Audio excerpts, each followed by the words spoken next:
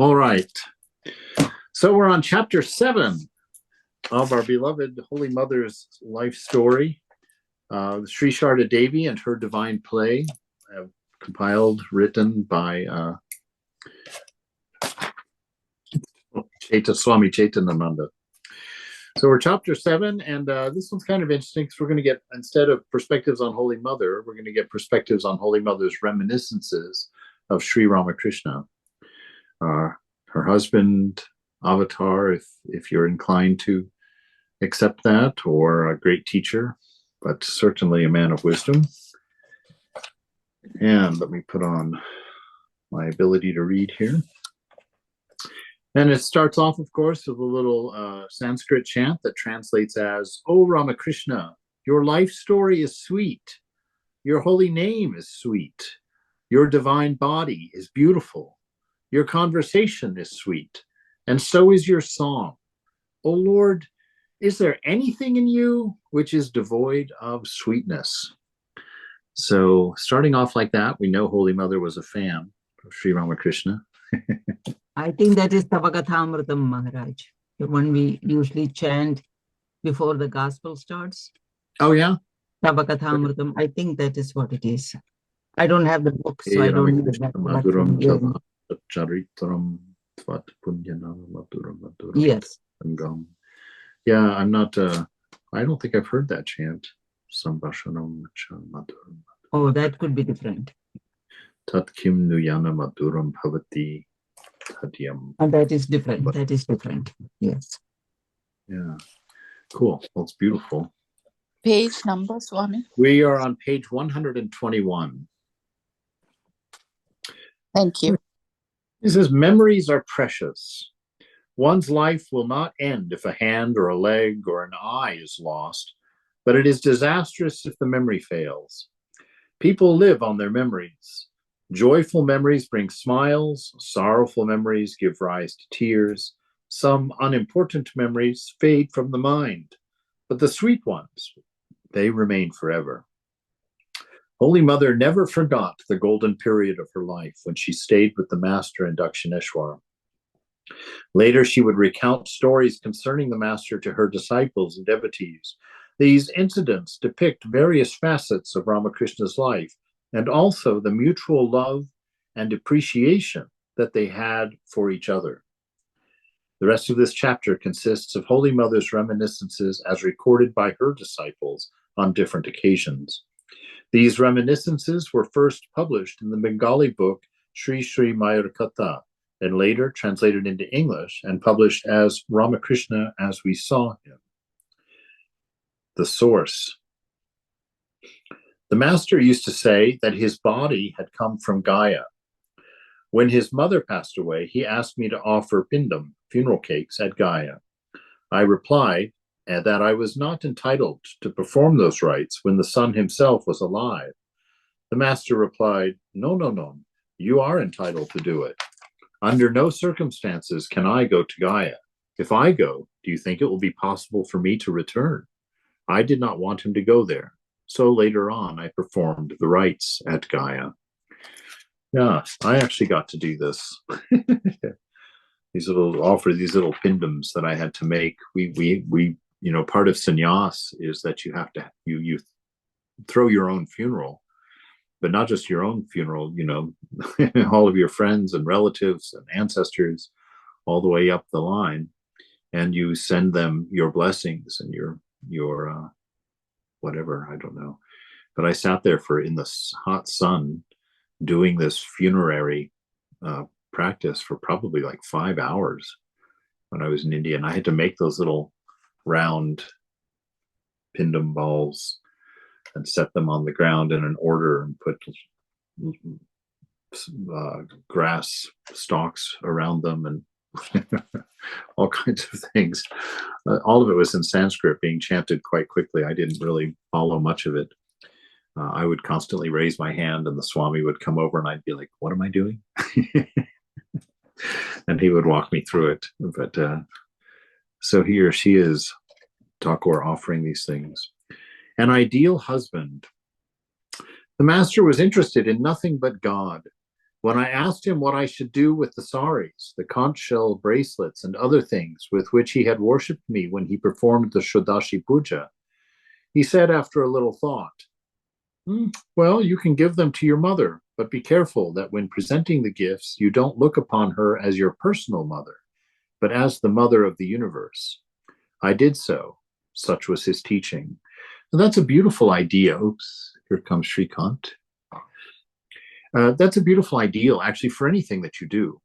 I had a conversation quite a few years ago about this idea of giving money to the homeless, and this problem that a lot of the devotees were concerned didn't give money to the homeless because they said they were afraid that they would spend it on alcohol or on drugs or something. And so I was bringing this up to Swami, and of course, Vivekananda actually. I found out later, some devotee said that to him, and he said, "Oh, worldly people always think that way." That you project your weaknesses on the person you're giving money to save yourself some money. But he said the way to get around that, even if it's true, so that you don't take that karma of buying this person's drugs, is to offer the money to the divine in that person and not the person in themselves. And so you make it an offering to God in that person, and that then breaks that karmic chain. If that person then uses that for something different, then it wasn't offered for that, or even to him to do that. It was offered to the divine. So if you're looking for a way to increase your generosity without having to worry about paying for someone's drugs, this is the way you do this. The way you do that. I'm sorry, I'm making light of it a little bit, but this is really the way that we live life, actually. This is how we prevent attachment, number one. It's also how we prevent arrogance in ourselves, because if you're giving things to people, then when you give someone something, you're at a state above them, you're giving to them. And in the case of service, if you continually serve someone in that way, in the way that you're giving something to them, ultimately on their part, you build resentment, because to be constantly in the state of receiving is very difficult for a person, and for your own danger of egotism, of being the one serving or giving something to someone else. And so this idea of worship, the idea of making any gift giving an act of worship, is a way to prevent your own falling from the ideal through your egoism, and it prevents them from falling from their ideal and having resentment build against you. And so it's quite a nice piece of insight here. My mother would grieve. I have married my Sarada to such a crazy husband that she can't enjoy ordinary married life or have any children and hear them call her mother. One day the master heard her and said, "Don't grieve over that, mother. Your daughter will have so many children, you will see, that her ears will ache at hearing the cry of mother." He was quite right. Everything he said has come to pass, and is still coming to pass. Look at this marvelous little cudgel of children she's got right here tonight. Such a varied group, and every one of us calling on mother, burning her ears off her head with our requests, nagging her for for a little sweet of enlightenment, a little touch of bliss, a little bit of knowledge. Ramakrishna's vision and samadhi. During the years of his sadhana, the master would shrink through fear at the sight of various objects of temptation. He shunned all those allurements. One day in the Panchavati, he suddenly saw a boy approaching him. Startled, he began to wonder, who is he? Then the Divine Mother explained to him that a cowherd of Raja who would join him as his spiritual son. When Rakal came, the master said, "What is your name?" Rakal. Rakal means cowherd boy. The master exclaimed, yes, that's right.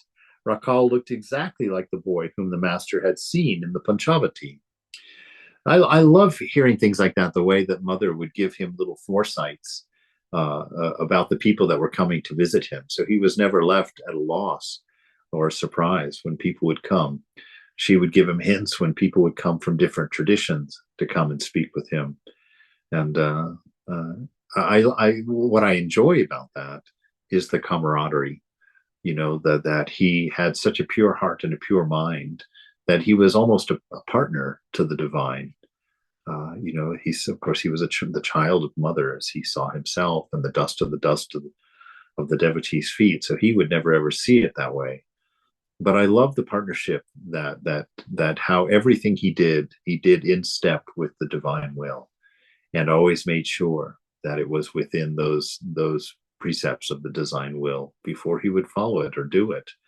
And if he heard something that was outside of that, he would go immediately to the mother for clarity.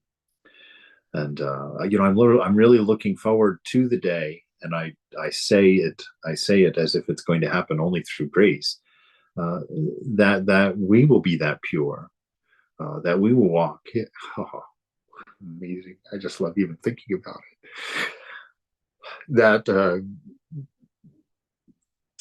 being in step with the divine that way, that you in a real and outright way are in conversation, and life is in step with divine love, with just that divine person. And here the master, we see that, it's almost like his life was a conversation with the mother. And this to me is what the goal of spiritual life is. On this planet anyway, as long as we have a body, to turn our life into a dance with the Divine Mother, a real sport of living. One day, Hazra said to the master, "Why do you think so much about Narendra, Rakal, and the others? Why don't you immerse yourself in the thought of God all the time?" The master said, "Can you imagine?" A guy who lives in the temple, talks about God all day long with everybody he sees, who's constantly slipping into samadhi. The gall of this guy. Why don't you go off and get lost in the thought of God instead of all these people? It's like, my goodness. It really points to the how the ego is always looking for fault in others, always looking for the weakness of others to build up itself, to stand on the weaknesses of others to find itself great. Such a dangerous thing, this egoism, because the ego, like we talked, it has no existence, so it feels infinitely insecure constantly. It's always gathering evidence for its greatness, always gathering evidence for any positive idea of itself that it can come up with. And it doesn't matter whether it's being presented with God himself, it's still going to find fault. And you see that in the world, right? I mean, oh, why aren't you spiritual? Oh, who could believe in a God that allows, this to happen? It's like even that, it's like even looking at an ideal, the ego will not accept it. The ego will find fault. The ego will find difference, will find a reason for its own freedom and existence separate and apart from that whole. So here's Hazra falling prey to his own egoism. "Why don't you immerse yourself in the thought of God all the time?" The master said, "Look how I become absorbed in God." Saying so, he merged into samadhi. His hair and beard stood on end. He remained in that state for an hour. Ramlal then began to chant the names of various gods and goddesses, and hearing those divine names, the master slowly regained his normal consciousness. After coming down from samadhi, he said to Ramlal, "Just see, when I remain absorbed in God, I lose outer consciousness. That's why I keep my mind in the lower plane, thinking of Narendra, Rakal, and the others." Ramlal said, "Uncle, don't listen to Hazra. Stay in your own mood." Please. Indeed. But you see the nature of Ramakrishna's mind, the purity, the stillness, the self-control, that just, not even a matter of will, it's just a matter of him letting go of the strings that are holding him down. And he's right there in the divine company, in that oneness, one without a second, for an hour, and then comes back down. And what brings him down? What brings him down from those heights? the name of God. Wow, what kind of a pure mind, how pure is the mind, where the name of God is the lowest it goes.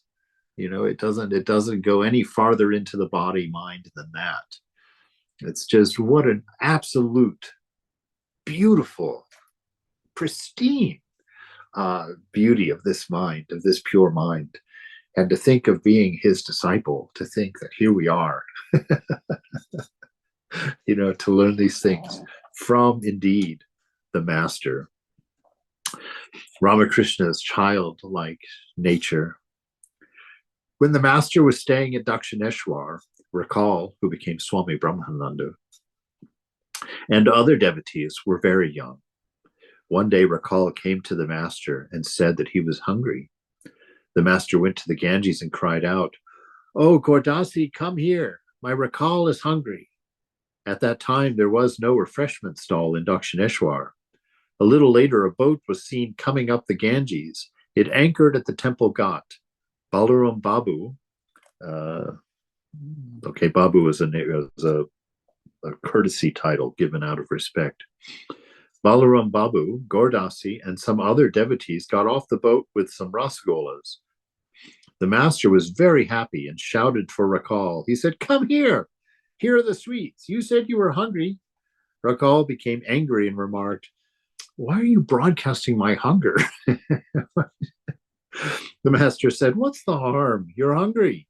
You want something to eat? What is wrong with speaking about it?" The master had a childlike nature. Indeed, a childlike nature, but I mean, look at that faith. He needed something. He goes to the river. There's no one there. It's just a river, and calls out, "Hey, we need some food." And immediately, just a short while, a boat arrives with food. It's like I've been tripping out just by the fact that Mother is providing and keeping us going on this regular basis every month. That's that's higher than anything I've ever imagined. But I haven't yet gone out, to the edge of the yard and yelled out, "Hey, we need some dinner over here," and have the mother then, drive some food truck up, giving free food or something. But you see what a world he lives in, what a reality he knows. That not only is everything he does is in conjunction, in partnership, in friendship, in family with the divine, but all of his needs, even if there's nowhere obvious to fulfill it, he just goes out to the river and just calls out, knowing that Ma's going to take care of that, knowing that all is going to be well, and not being at all surprised. The lesson here isn't even about about the faith. This was a common thing for him. This is how his world was. He knew the presence, the intimacy of Mother, of God. It's not just a story. It's up to us to bring it out of these silly books, to bring it out of the book and put it into your life, into your faith, into your action, into your relationship with this moment. This moment is the presence of your beloved Mother. This moment is the isness of Satchitananda. It's the love of Satchitananda. It's the wisdom of Satchitananda. And so our relationship with the divine, this relationship with this moment that we're in, to know that you can have faith this moment as well. You can have faith that this moment provides. You can have faith that this moment embraces you, hears you, is concerned, and is a manifestation of love and wisdom for you. And here we just see that brought into very clear focus for us. Rakal's parents. To please Rakal's father, the master would say, "A good apple tree begets only good apples." When Rakal's father came to Dakshineshwar, the master would carefully feed him delicious things. The master was afraid that he would take the boy away. And when Rakal's stepmother came to Dakshineshwar, the master used to tell Rakal, "Show her everything. Take good care of her so that she will think her son loves her dearly, right? So he's also very well aware of the worldly mind and what the worldly mind needed. And he didn't deprive them of it. He didn't he didn't think, oh, well, I'll teach them a lesson about real spiritual, about detachment. He had compassion for where people were at. And I think that that's a very important attribute when we're trying to love the world. It's like, it may be that what somebody is doing or the way that they're living is utterly incorrect and utterly unhelpful to them. But there's a time and place for teaching, and then there's a time and place for compassion. And, just that. There's a time to be compassionate and loving. And that's the call, until our teaching comes from compassion and love. I think that quite often we're ready to teach, but it's not because we love somebody. It's because we like the egoism of being a teacher. I remember my father one time when I'd been in the monastery for, I don't know, 8 years or something, 6 years. I think it was 6 years. And my father had told me, how disappointed he was. He was like, what, every time I call you or talk to you, you're washing dishes or you're cleaning a toilet or you're gardening. He said, when are you going to do something with your life? You're 45 years old. When are you going to become a teacher? When are you going to be starting to give classes and whatnot?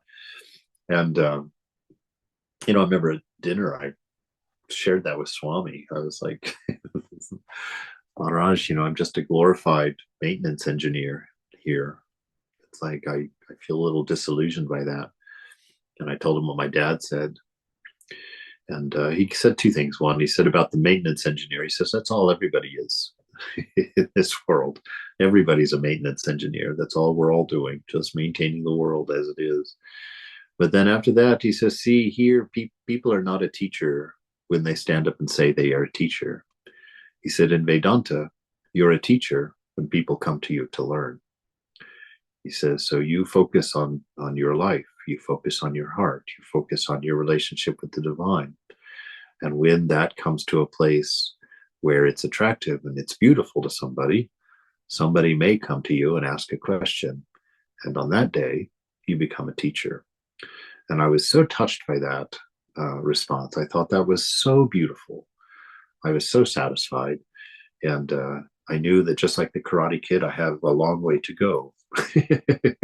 But we go forward, right? And we build this life with Mother. The red flower.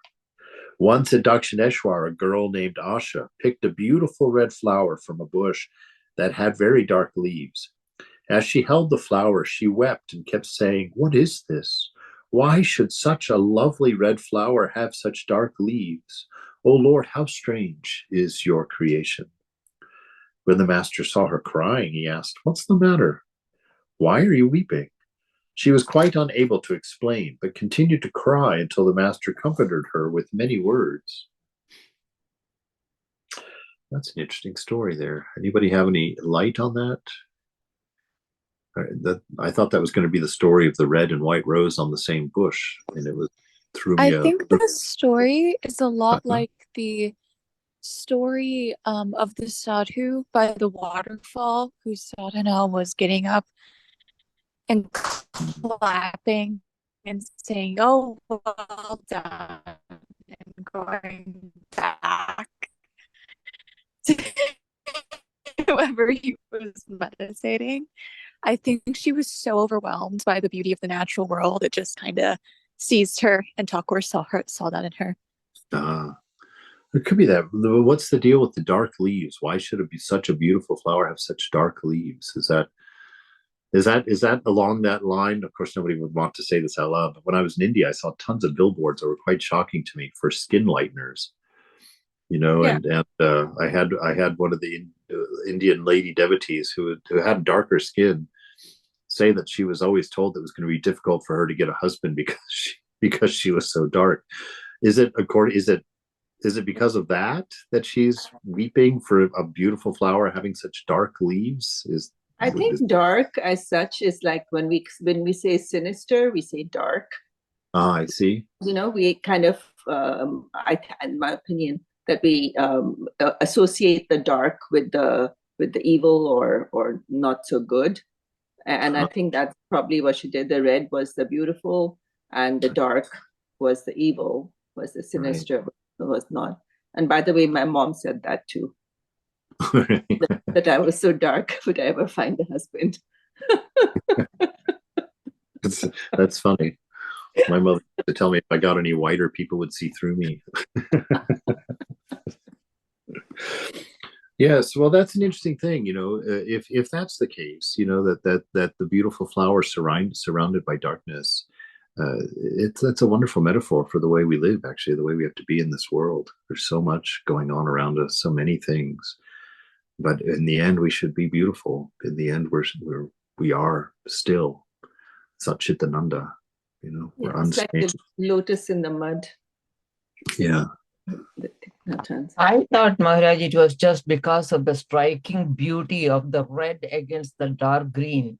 It's such a contrast. It's a striking beauty. Probably might have taken her breath away, is what I'm thinking. I don't know. Beautiful. Yeah, all of those are fine. It's all those are good ideas. Because it didn't strike It's me like when Thakur's first samadhi with the white birds on the dark sky. I see that point. That's great. Yeah. And he fell down unconscious from that. I've always loved that fact about Thakur, seeing those birds and falling down like that, because it just showed me that if you're I don't know how to say it without sounding weird about it, but that if you are growing in your spiritual life, things become more and more and more beautiful to you. You're able to see, seeing God in everything is not just about an idea of mapping God over everything.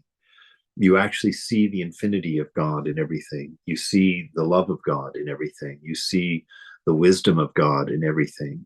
And you see the beauty, that infinite, bottomless beauty in everything. As your Maharaj, mind... even among the old ladies over here, I find that. Yeah, I love that. Their sweetness. Very cool. Very cool. Yeah, so maybe age teaches us that as well. We to just see things that are overwhelmingly beautiful. And because you're seeing the divine, you're seeing your lover. I think that's an amazing aspect of spiritual life that we don't often talk about for some reason. Probably because there's a danger of getting attached. If you see the beauty of this world, you get attached to this world, you don't want to leave this beauty. And when you're on your deathbed, you'll have that final thought will be, oh, I won't see the mountains again. And then suddenly you're back in a shack in the mountains. All right, the master's appreciation. One day I made a big garland of 7 strands with some jasmine and red flowers. I soaked the garland in water in a stone bowl, and the buds quickly turned into full blossom. I then sent the garland to the Kali temple to adorn the image of the Divine Mother.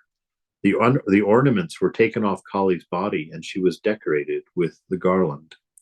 The master came to the temple. He at once fell into an ecstatic mood, seeing the beauty of Kali, so enhanced by those flowers. Again and again he said, "Oh, these flowers are nicely set off against the dark complexion of the Divine Mother. Who made the garland?" Someone mentioned me. He said, "Go and bring her to the temple." As I came near the steps, I found some of the men devotees there, Balaram Babu, Suren Babu, and others. I felt extremely shy and was anxious to hide. I took shelter behind the maid Brinda and was about to go up to the temple by the back steps. The master noticed this and called out, "Don't use those steps. The other day a fisherwoman was climbing those steps and slipped. She had a terrible accident and fractured her bones. Come by the front steps." The devotees heard these words and made room for me.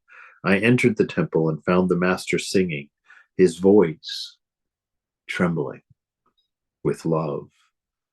and with devotion. There's some wonderful things in there. Such simple stories, but so sweet that Thakur would actually have the person run and get the person who made the garland to come and sit with him and to appreciate the beauty of that garland on the Divine Mother. You know, what a considerate heart that is. Just beautiful. And then making sure she doesn't come up the steps somebody else fell down. But that and just to find him in there, you know, trembling in his voice and singing to the Divine Mother at the very sight of her like that. Really beautiful. The Master's compassion. One day, a woman who had been a man's mistress came to the Master and said with repentance, "That man ruined me. Then he robbed me of my money and jewelry." The Master was aware of the innermost contents of people's mind, but still he wanted to hear everything from their lips. He said to the woman, "Is it true?" But he used to give us grand talks about devotion. In the end, the woman confessed to him all her sins and was thus released from their evil effects. Ooh, wow. Not often do we find something about sin in Vedanta, and especially confession of sin in Vedanta. This is an interesting point, because why was the confession good for her? Because it released her from the evil effects of it. This is very interesting. You know, I told that story, and I'm terribly ashamed of that story. But my first year in the monastery, I made some big mistake, which I will not share with anybody but Swami Chetanananda. And I was sure that I was going to have to leave the monastery, you know, because it was just a big mistake. And I went in and I told Swami, and I was crying, and he asked me to tell him again, and I told him again. And then he said, "Please tell me again." For the 3 times he made me tell the whole story. And it was so humiliating and just so embarrassing and so difficult. And I was crying so hard at that point after the 3rd time, because you know, it was like, oh my God. So after the 3rd time, I was crying so hard, and he scolded me, but not for what I'd done. He just scolded me because he said, "Why are you crying? You are a child of the Mother." He says, "Go to the shrine. Your honesty has saved you." And I was so touched by that, and simultaneously released from everything from that. And I went to the shrine, and it wasn't even to apologize or to cower or to anything. I went to the shrine to enjoy being Mother's child, you know, and to know that I could be so firmly identified with being the child of the Mother that I didn't have to carry my guilt anymore. I didn't have to carry my old self, myself, you know, that I could be free. And so this idea of honesty, of sharing confessing your failures, your weaknesses, is very important, because it's very anti-ego.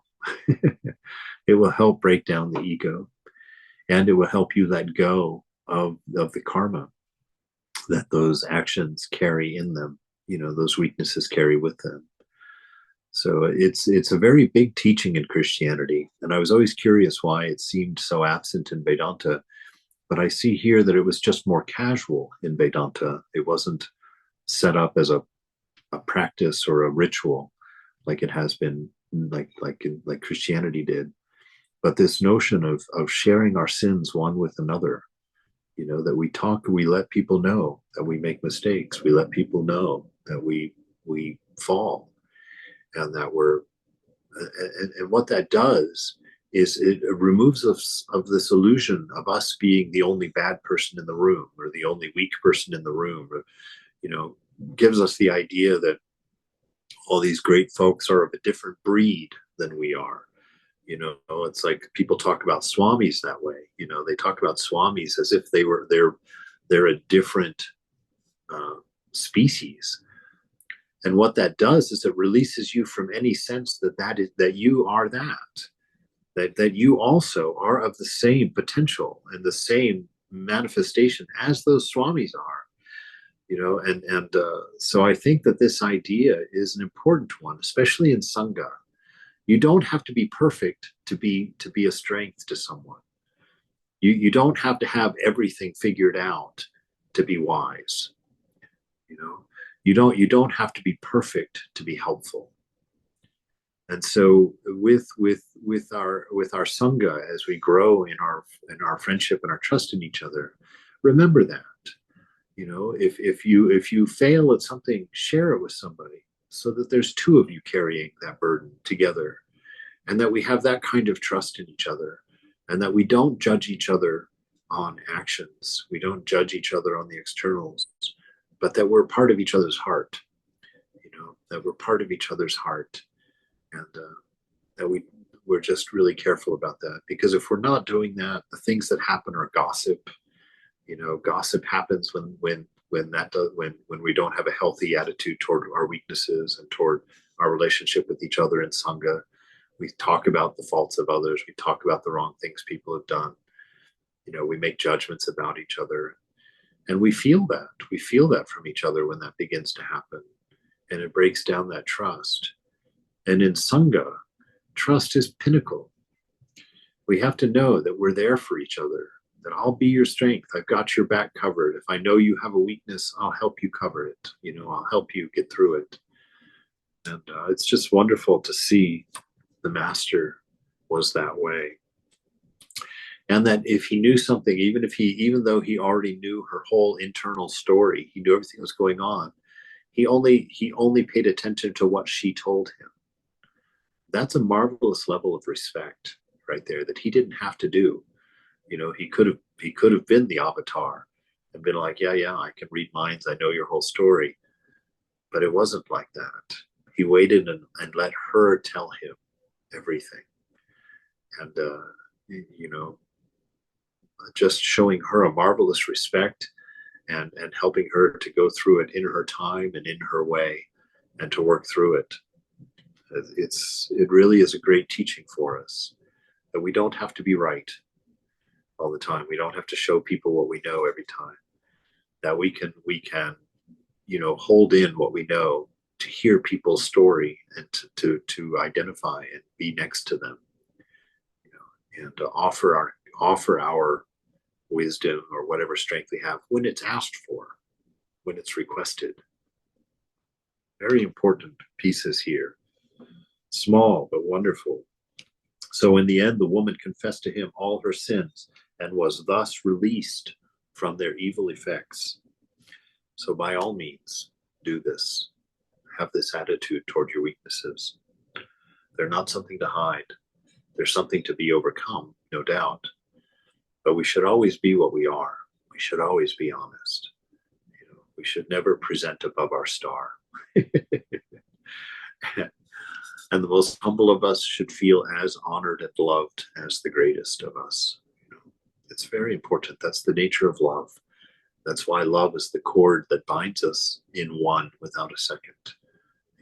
That's what brings the union and our realization. And it's because of this gentleness. It's because of this letting go of the divisions and finding our union in this nature. God and mammon. What is there in money, my child? The master could not touch it.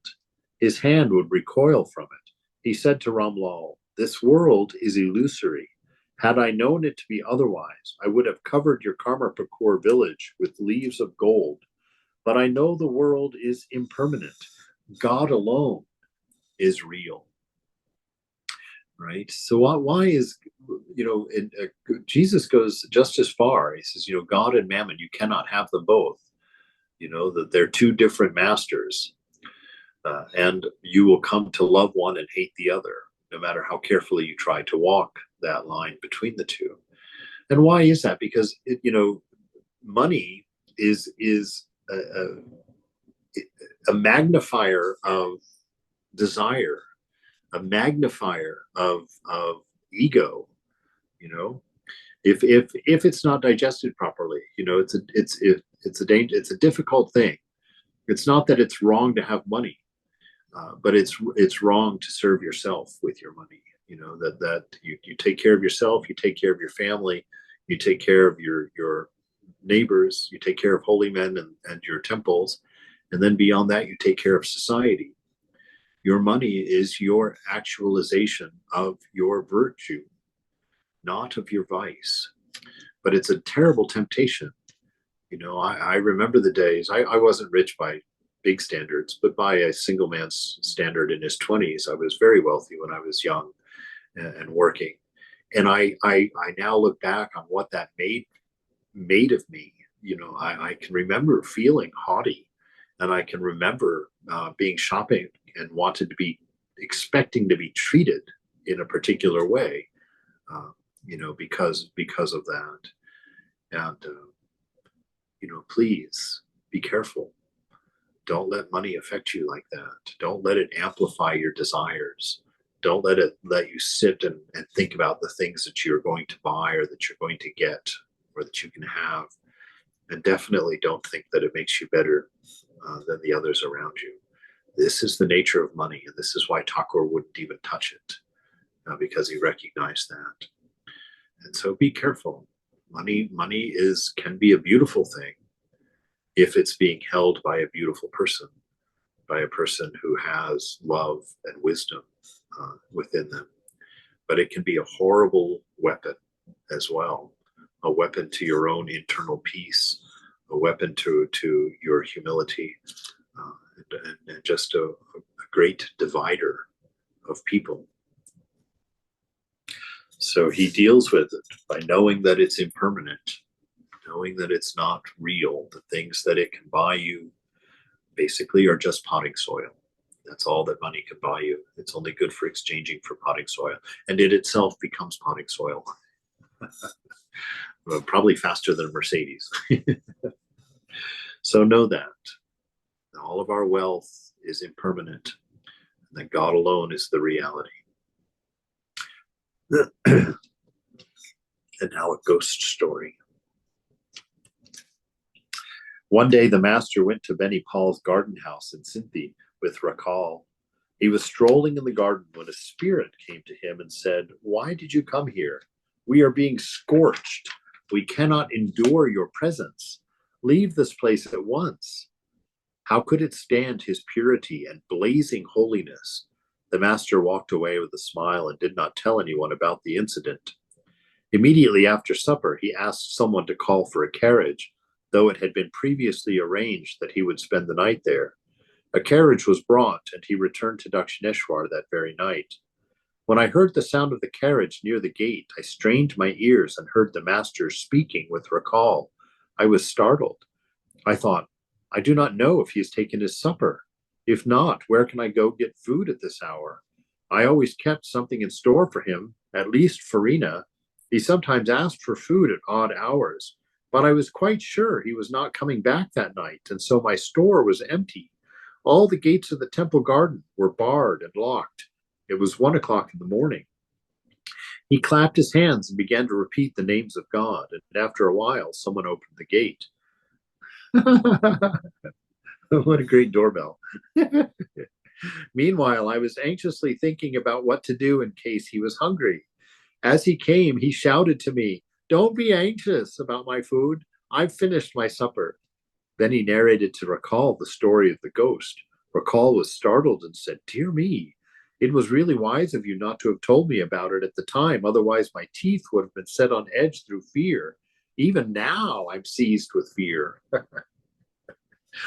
Yeah, well, see, this is Thakur's consideration. He didn't tell anybody that he saw that ghost. Very contrary to me. I would be telling every single person at the guest, "Oh my God, let's go see if we can see it again." You know, but why would he do that? Out of respect to the people that are feeding him and taking care of him. They don't want to know that their guest is seeing ghosts in their house. You know, he doesn't want to ruin the evening to get everybody terrified, work up the dander on everybody about ghosts. He just quietly goes on. But also that he respectfully left. I mean, you could draw a story of compassion from that toward the ghost who was saying, you know, your holiness is unbearable for us in our state. And so he leaves, he goes away to give them peace, to let them be at peace. And he comes home. And then you see Mother. The first thought on her mind. What's the first thought on her mind? Oh my gosh, I'm not prepared to serve him the way I want to serve him. Oh my gosh, I don't have the food to give him that I want to give to him. Her anxiety is around her level of service. That's such a loving heart. That's such an amazing perspective. Even before she wanted to know why he came or not, she was more concerned that she didn't have what she needed to provide for him, with him being there. And him knowing that, he knows the heart of his wife. He knows the heart of the Divine Mother. And he calls out and comforts her without having been told. Calls out, relieves her of her own anxiety without having to be told. It really shows you the intimacy in which he lived his life. The intimacy with everyone around him, always. He was always aware of the needs of the people around him. I'm going to embarrass Greg if he's still here. I'm going to tell a good story on him. But I've told it before, actually. That's why I'll do it again. But when my first couple of years in the monastery, we'd sit at the dinner table, and I was always amazed because Greg, he was a brahmachari. Greg would always pass things to people before they asked for them. He was always just aware of everything going on at the table, and he just was always ready. He would see somebody just got to seconds and he would pass the salt down. He would see that somebody just finished their last drink of water and he'd pass the water. It was just like that kind of awareness. I'm sure he'll deny it all, but I can tell you as a fellow brahmachari at the time, it really encouraged me, and it really gave me a vision of what I hoped to become. That I would be somebody so tuned to the needs of others that I would just meet them without a thought on my part, for sure, but also without them having to ask for it. And you see here, the master is doing the exact same thing, just anticipating the proper needs for everyone around him and providing it just as a matter of course. Why? Because that's who he is. And it's a great reminder, because it's who you are and it's who I am. And in our freedom, we become this. So we enjoy this beautiful, beautiful life. And it's 7 p.m. So we will stop here for the night and pick up again next Monday